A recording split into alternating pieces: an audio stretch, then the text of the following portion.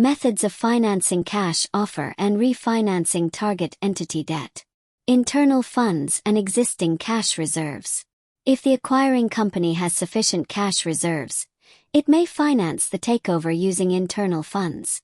This is the simplest financing method because it avoids additional borrowing costs or equity dilution.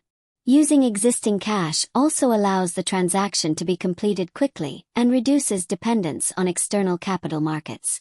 However, relying heavily on internal funds may reduce liquidity and limit the company's ability to finance future investments or manage operational risks.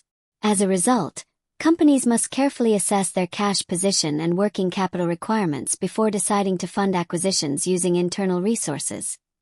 Debt financing of acquisition offers. Debt finance is a common method used to fund acquisition offers, particularly when the required cash amount is large. The acquiring company may borrow funds from banks or capital markets to finance both the purchase price and the repayment of the target company's debt. Debt financing allows the acquirer to complete the transaction without issuing new shares, preserving existing shareholder control.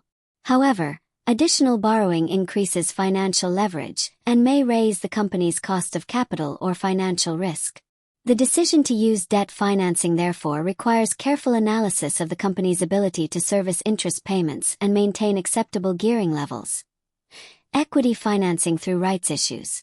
Another method of financing an acquisition is to raise equity capital through a rights issue. Existing shareholders are offered the opportunity to purchase new shares, usually at a discount to the current market price. The funds raised can then be used to finance the acquisition or refinance the target company's debt. This approach reduces financial risk because it increases equity rather than debt in the capital structure. However, it may dilute existing shareholdings if shareholders do not participate in the rights issue. Market conditions and shareholder confidence therefore play an important role in determining whether equity financing is a viable option.